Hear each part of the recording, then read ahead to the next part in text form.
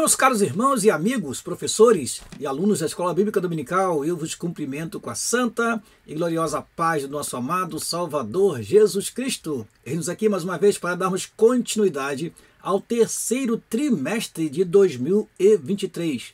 Neste, estamos estudando sobre a Igreja de Cristo e o Império do Mal. Como viver neste mundo dominado pelo espírito da Babilônia. Já estudamos 9 lições. E nesta oportunidade estudaremos a lição de número 10, a 10ª lição, que tem como título Renovação Cotidiana do Homem Interior.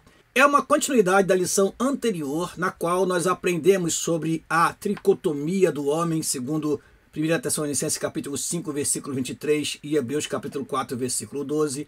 Aprendemos sobre a formação e a visão bíblica do corpo, contrapondo com a visão atual que é dominada pelo hedonismo e pelo narcisismo.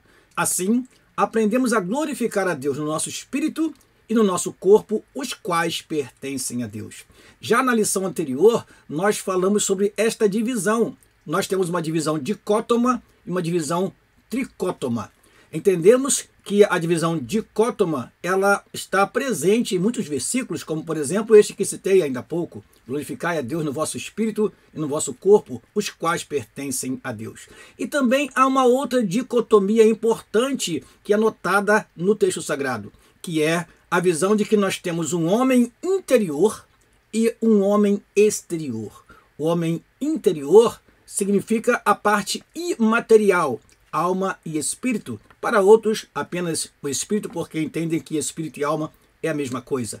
O importante nesta lição é mostrar que enquanto o homem exterior ele se corrompe, o corpo se desgasta, o homem interior deve ser renovado de dia em dia, e por isso o título desta lição é Renovação Cotidiana do Homem Interior.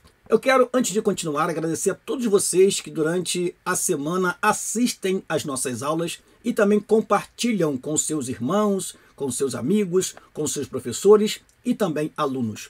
E quero pedir que continue orando por nós para que nós possamos dar continuidade a este tão importante trabalho. E antes de prosseguir, como já é de praxe, iremos fazer uma simples oração pedindo a Deus que nos abençoe durante a exposição desta aula. Oremos, pois, ao Senhor. Pai, no nome de Jesus te agradecemos por esta oportunidade rica que temos de, através deste canal, transmitir a teus filhos esta aula. Que o teu Espírito nos direcione naquilo que iremos falar e que teus servos possam receber e guardar e também transmitir com fidelidade a tua palavra. Assim oramos e te agradecemos no nome de Jesus. Amém e amém. Vamos então, irmãos, como é de costume, começar pelo nosso texto áureo. O nosso texto áureo se encontra na segunda carta que o apóstolo Paulo escreveu aos Coríntios, capítulo 4, versículo 16. O texto que diz: por isso não desfalecemos, mas ainda que o nosso homem exterior se corrompa, o interior, contudo, se renova de dia em dia. Repetindo, por isso não desfalecemos, mas ainda que o nosso homem exterior se corrompa, o interior, contudo, se renova de dia em dia. Segunda carta de Paulo aos Coríntios, capítulo 4, versículo de número 16. A nossa verdade prática diz o seguinte: por instrumentalidade do Espírito Santo, os salvos experimentam a renovação interior em meio às adversidades externas. Repetindo, por instrumentalidade do Espírito Santo, os salvos experimentam a renovação interior em meio às adversidades externas. Prosseguindo, vamos à leitura bíblica em classe, que se encontra na segunda carta que o apóstolo Paulo escreveu aos Coríntios, no capítulo 4, versículo 11 a 18. Vamos, pois, a essa leitura. E assim nós que vivemos, estamos sempre entregues à morte por amor de Jesus, para que a vida de Jesus se manifeste também em nossa carne mortal. De maneira que em nós opera a morte, mas em vós a vida. E temos, portanto, o mesmo espírito de fé, como está escrito: crie, por isso falei. Nós cremos também, por isso também falamos.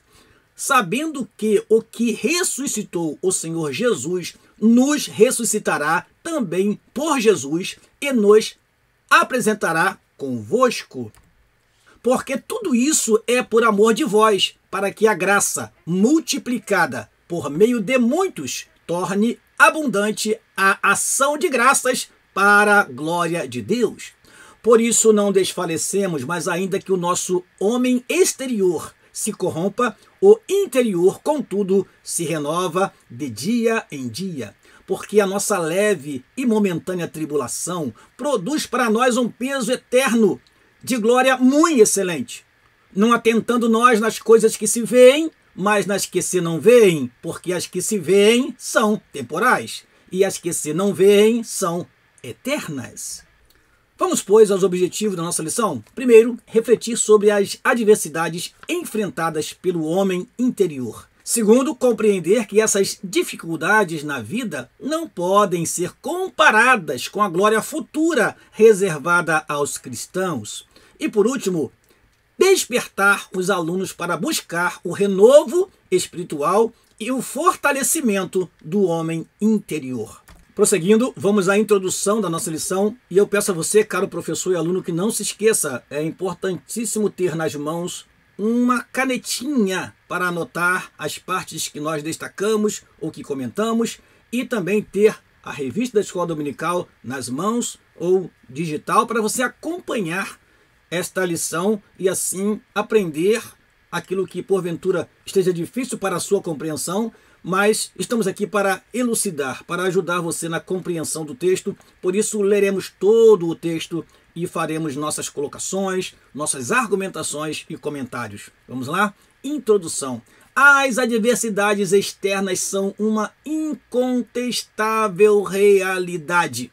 Apesar disso, por meio do Espírito, os salvos experimentam a renovação espiritual no interior de sua vida. Não obstante, durante a nossa existência, o corpo mortal permanecerá sujeito às adversidades da vida. Nesta lição, veremos o sofrimento do homem exterior, o fortalecimento do homem interior e os desafios atuais como forças externas que tentam esmagar a nossa vida espiritual. A finalidade é mostrar que o crente espiritualmente renovado pode resistir a qualquer ataque das trevas. Estamos num combate, meu amado irmão e irmã. Estamos numa batalha. E nessa batalha nós precisamos lutar, ainda que em algum momento sejamos feridos, mas nós temos de Deus a força, a graça para resistir e avançar. E mesmo que o homem exterior se corrompa, nós precisamos buscar de Deus a renovação espiritual a cada dia. Por isso é importante todos os dias lermos a palavra do Senhor. Por isso é importante todos os dias fazermos pelo menos uma oração para que possamos manter a nossa comunhão com Deus e no dia a dia ser renovado no homem interior.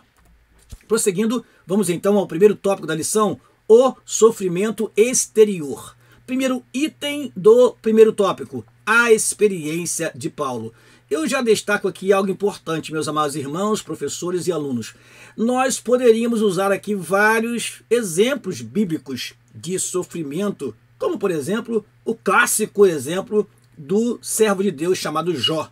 Mas temos outros sofrimentos, por exemplo, o sofrimento de José, aquele jovem que foi vendido pelos seus irmãos, sofreu, suportou aquele momento de perseguição e um dia Deus o colocou ao lado de Faraó como segundo em todo o Egito para ser canal de bênção para a sua família, que depois, indo para lá, permaneceu durante longos anos e saiu de lá uma grande nação com a liderança de Moisés. Então, temos vários exemplos bíblicos de pessoas que sofreram. Mas aqui o comentarista usa a experiência do apóstolo Paulo, haja vista que usou a carta que o próprio Paulo escreveu aos Coríntios como base para esta lição. Vamos lá. A experiência de Paulo. O apóstolo Paulo é um exemplo de um homem que sofreu adversidades externas, mas não perdeu a solidez da vida espiritual. Suas epístolas relatam tribulações acima de suas forças, a ponto de ele perder a esperança da preservação da própria vida. Em 2 Coríntios, capítulo 1, versículo 8, diz assim: porque não queremos, irmãos, que ignoreis a tribulação que nos sobreveio na Ásia, pois que fomos sobremaneira agravados, mais do que podíamos suportar, de modo tal que até da vida desesperamos. Paulo, escrevendo aos Coríntios, mostra como ele sofreu pela causa do Evangelho. Paulo aqui diz que era um sofrimento além do que podia suportar, e nós entendemos isso como uma hipérbole, um exagero, porque o próprio Paulo escreveu em 1 Coríntios, capítulo 10, versículo 13, o seguinte: não veio sobre vós tentação senão humana, mas fiel é Deus, que não vos deixará tentar acima do que podeis, antes com a tentação dará também o escape para que a possais suportar. Então, esta expressão do apóstolo Paulo é de fato uma hipérbole, um exagero, mostrando que o sofrimento foi um grande sofrimento, e ele diz que até da vida me desesperei.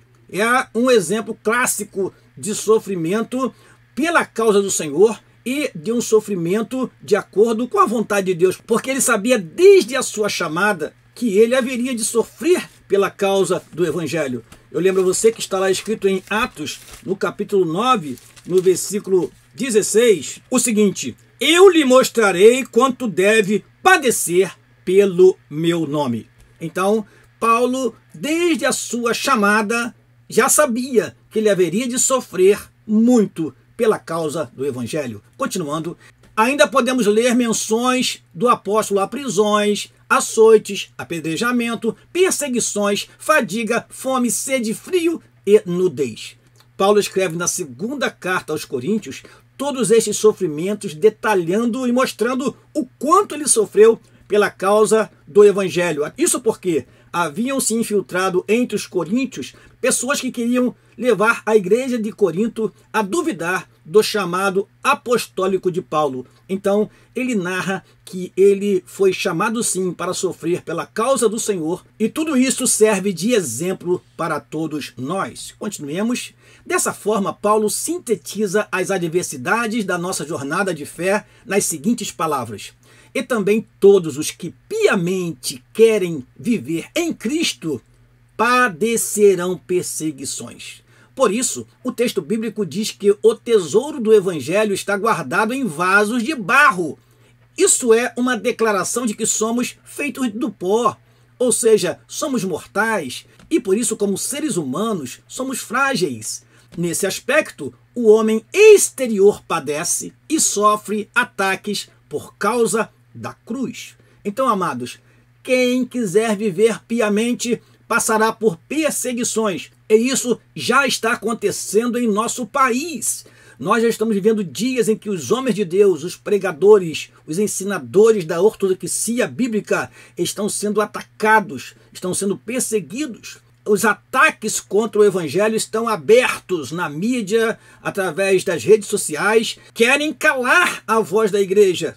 E certamente um tempo de perseguição atroz nos espera, mas os que quiserem ser fiéis padecerão perseguições, mas permanecerão na presença de Deus. E ainda que o seu corpo sofra, ainda que soframos prisões, temos nosso corpo retido no espaço de uma prisão, mas nós teremos o nosso espírito renovado. Paulo, da prisão, escreveu céleres cartas, como aos Efésios, Colossenses, as cartas a Timóteo, e assim o que seria um local onde ele deveria estar triste, magoado, aborrecido, ele aproveitou para dali escrever belas cartas que hoje são a base doutrinária da Igreja de Cristo. Prosseguindo, o exemplo do apóstolo. Mesmo diante do sofrimento, o apóstolo não retrocede, tampouco nega a fé. Suas provações forjaram a confiança em Deus em sua vida e ministério. Ele reconhece que suas fraquezas são instrumentos do poder divino. Sua vida está a serviço do Mestre, em favor dos escolhidos e para a glória de Deus. Cônscio da sua vocação, o apóstolo declara: por isso não desfalecemos, ainda que o nosso homem exterior se corrompa. Nesse aspecto, o legado do apóstolo é de perseverança. Embora o homem exterior seja consumido pelas tribulações, o salvo não desanima nem recua. Acerca disso, Cristo nos assegurou: no mundo tereis aflições, mas tende bom ânimo, eu venci o mundo. Amados irmãos, com as palavras que o Senhor Jesus Cristo nos deixou, nós não devemos esperar deste mundo aplausos. Não devemos esperar deste mundo um reconhecimento de que somos servos de Deus e que não seremos jamais atingidos, estamos de alguma forma protegidos. Não, não, não, não. A palavra nos diz: no mundo que jaz no maligno, teremos aflições, mas devemos ter bom ânimo, porque se Jesus nos deu o exemplo e venceu o mundo, diz lá na carta escrita por João: eis a vitória que vence o mundo, a vossa fé. Então, queremos também vencer o mundo? Tenhamos uma fé viva em Deus. A esperança do crente, terceiro item do primeiro tópico. Na Escritura, o contraste entre as aflições do homem e o poder de Deus estão assim representadas. Veja que interessante, irmãos, esta explicação que o nosso comentarista nos deixou, uma explicação brilhante. Diz assim o texto sagrado: em tudo somos o quê? Atribulados, mas não angustiados. Significa que mesmo pressionados, o crente não é esmagado. Perplexos, mas não desanimados. Indica que mesmo confuso, muitas vezes perplexos com o que está acontecendo ao nosso redor, algo nos espanta, mas o crente não se desespera. Perseguidos, mas não desamparados, sinaliza que mesmo ameaçado, o crente não é abandonado, porque o Senhor está com ele durante toda a sua trajetória. O próprio Senhor Jesus Cristo disse que estaria conosco até a consumação dos séculos. Continuando: abatidos, mas não destruídos. Mostra que mesmo derrubado, mesmo às vezes caindo e levantando, caindo e levantando, o crente não é nocauteado. O crente, ele se levanta. 7 vezes cairá o justo, diz a palavra do Senhor, mas se levantará. Aquele que é justo, aquele que quer servir a Deus, quando tropeça, ele fica abatido, ele fica angustiado e procura logo se consertar com Deus para não ser destruído. Então, ainda que sejamos em algum momento abatidos, não seremos destruídos. Ainda que sejamos derrubados, não seremos nocauteados. Às vezes, o boxeador, ele cai 1, 2, 3 vezes, mas ele encontra forças para se levantar e ainda vencer o seu oponente. Quem sabe eu não estou falando com alguém agora que já foi derrubado várias vezes, mas que está de pé para a glória do Senhor, porque foi abatido, mas não foi destruído. Prosseguindo, o texto ensina que, embora nosso corpo esteja sujeito ao pecado e ao sofrimento, Deus sempre provê um meio de escape. E aí tem o texto que nós lemos aqui, 1 Coríntios capítulo 10, versículo 13. Nosso Senhor obteve êxito sobre a morte e, do mesmo modo, temos a esperança da vitória e da vida eterna. Portanto, como cristãos, não podemos deixar de aguardar a bem-aventurada esperança em Cristo. É isso que fazemos. Ainda que em algum momento sejamos angustiados, ainda que passemos por momentos difíceis nesta vida, nós temos uma esperança que é cantada no hino de número 300. Nossa esperança é sua vinda. O Rei dos Reis vem nos buscar. Nós aguardamos Jesus ainda, até a luz da manhã raiar. Nós esperamos ansiosamente este grande dia. Amém? Vamos prosseguir. Segundo tópico da lição, a renovação interior. Vamos lá. Primeiro item do segundo tópico, o fortalecimento diário. A Bíblia enfatiza que o Espírito Santo é o agente que habilita o crente a manter-se firme na adversidade.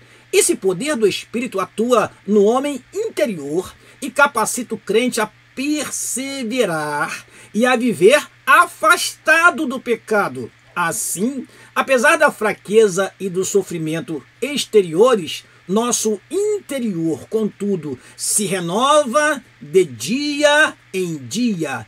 Isso é uma operação do Espírito que qualifica o salvo a não desfalecer. Isso me faz lembrar um texto que está na carta que Paulo escreveu aos Colossenses. Colossenses, no capítulo 3, no versículo de número 10, diz assim: e vos revestistes do novo, que se renova para o conhecimento segundo a imagem daquele que o criou.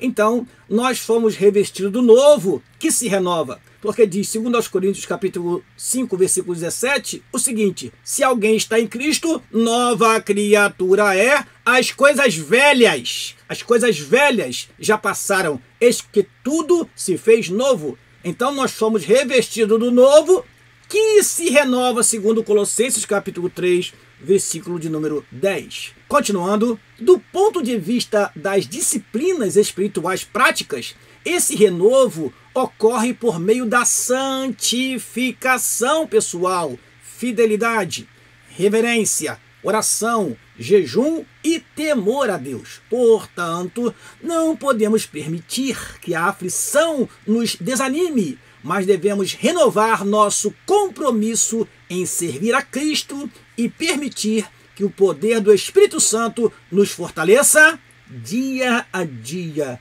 dia após dia. É interessante isso, irmãos, porque os anos são feitos de meses e os meses são feitos de dias. E se nós quisermos ter um ano de vitória, nós precisamos ter um dia de vitória. Então, tenha vitória a cada dia. Tenha a presença de Deus a cada dia. Tenha a unção do Espírito Santo a cada dia. E assim a renovação acontecerá na sua vida dia a dia. Continuemos.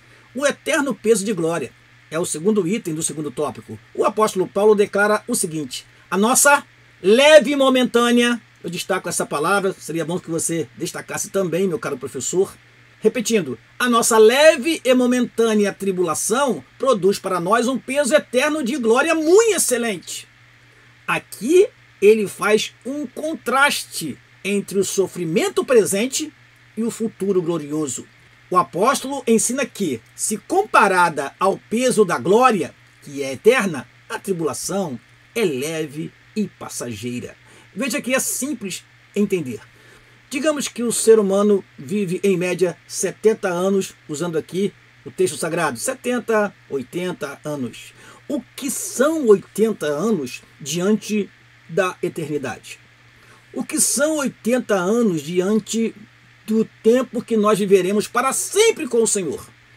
Então, olhando por este aspecto, nós entendemos que o que nós passamos aqui, meus amados irmãos, é leve e momentâneo diante do peso eterno de glória muito excelente que nos aguarda. Amém?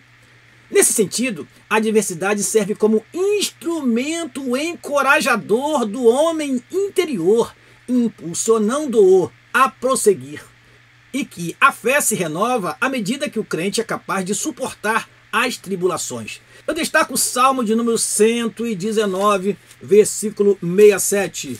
Este é um lindo texto que fala sobre sofrimento e eu convido você a desfolhar sua Bíblia aí também e ler comigo. Salmo 119, versículo 67 diz o seguinte: antes de ser afligido, andava errado, mas agora guardo a tua palavra.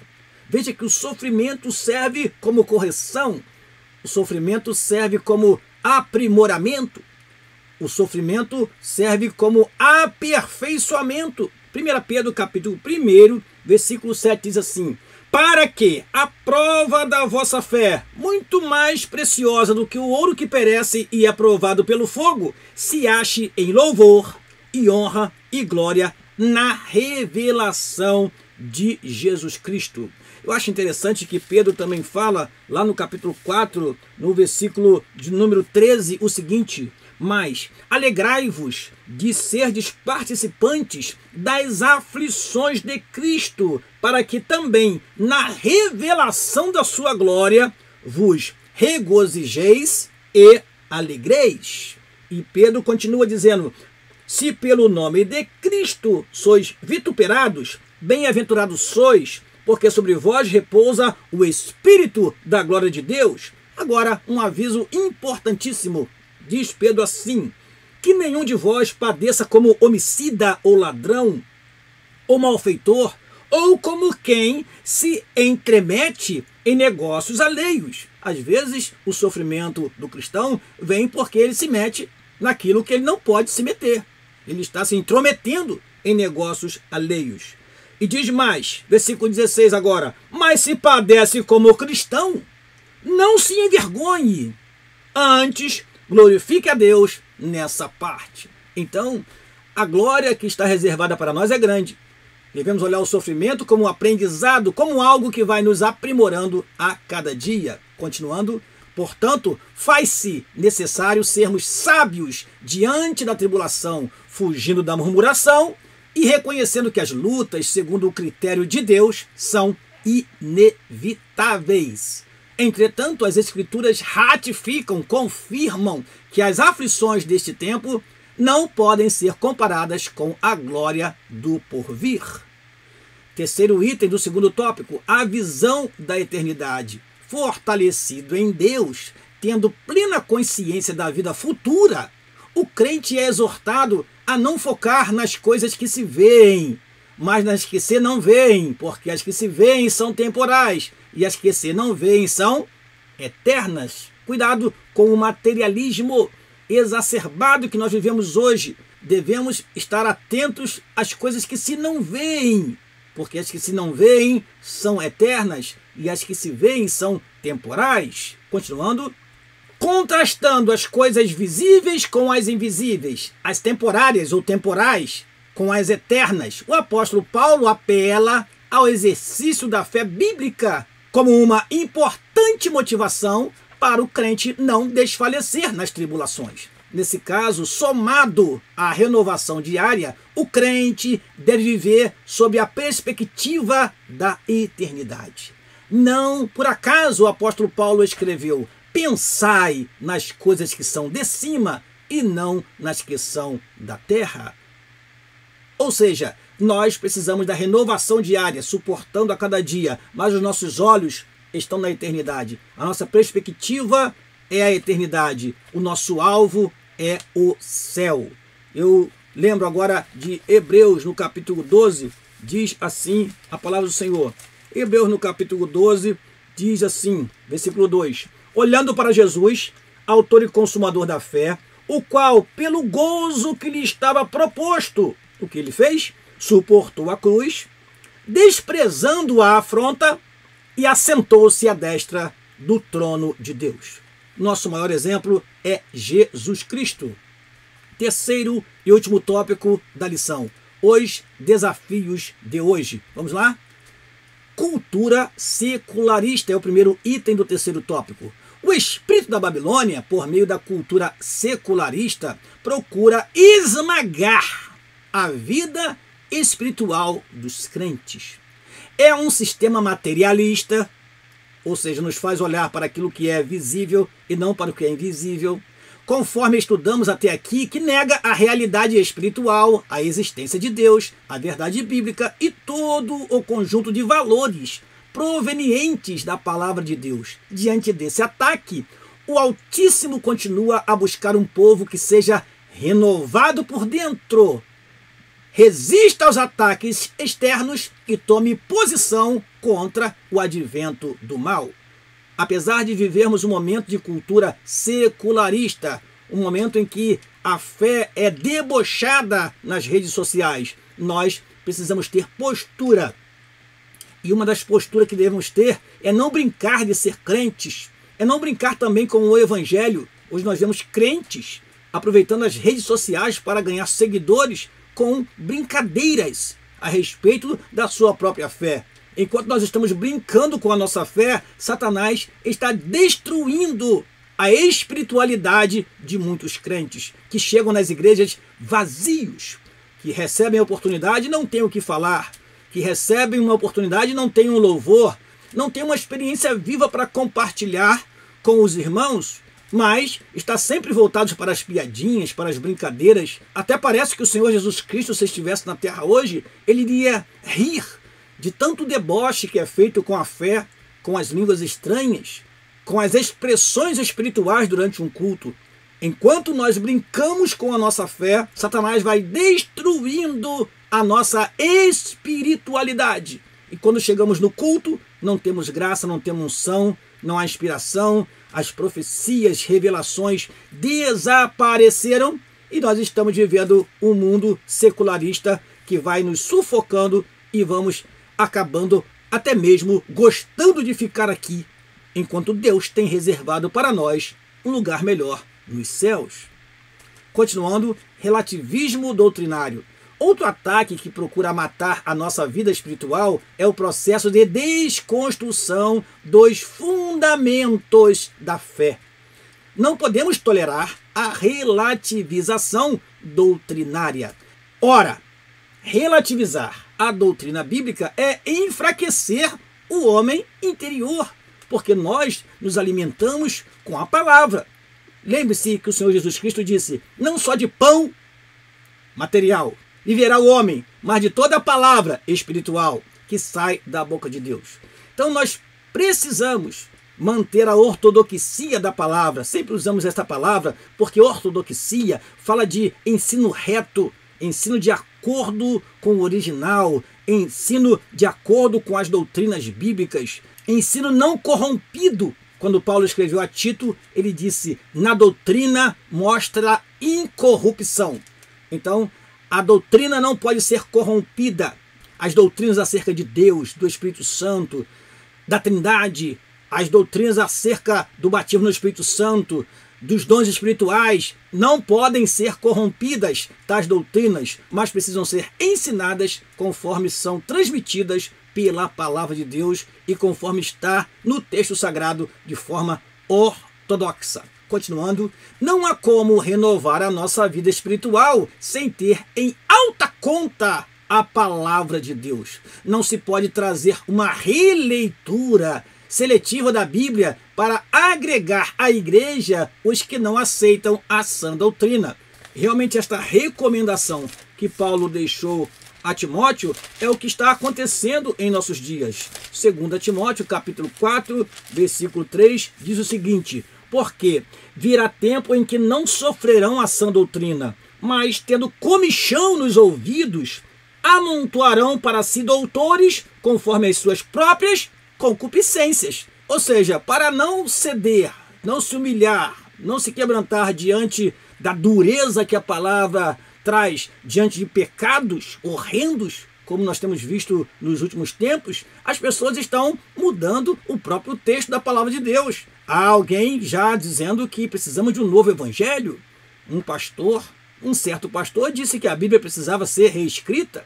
Pastores que se diziam membros de igrejas tradicionais, sendo a favor de ideologias atuais que estão se infiltrando nas escolas, como, por exemplo, a ideologia de gênero.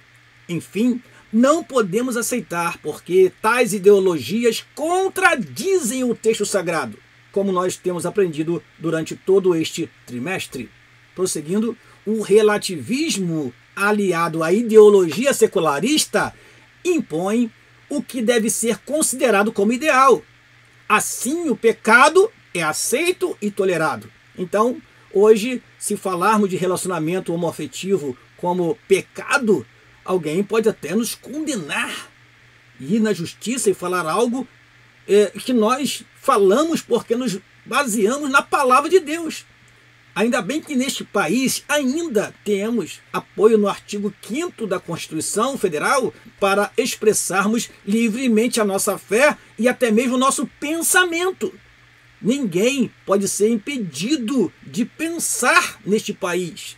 Nesse caso, teríamos a perda da liberdade de expressão, mas no nosso país ainda há liberdade de expressão, ainda que vejamos movimentos que acabam tirando de nós, crentes, daqueles que defendem a fé cristã, o direito de falar algo ao contrário do que está sendo ensinado nas universidades, do que está sendo ensinado através das mídias, e assim a ideia é que nós somos obrigados a aceitar quando nós não somos baseados na lei deste país. E se a lei deste país falhar, nós não nos curvaremos. Seremos como os 3 jovens lá em Babilônia. Não nos curvaremos.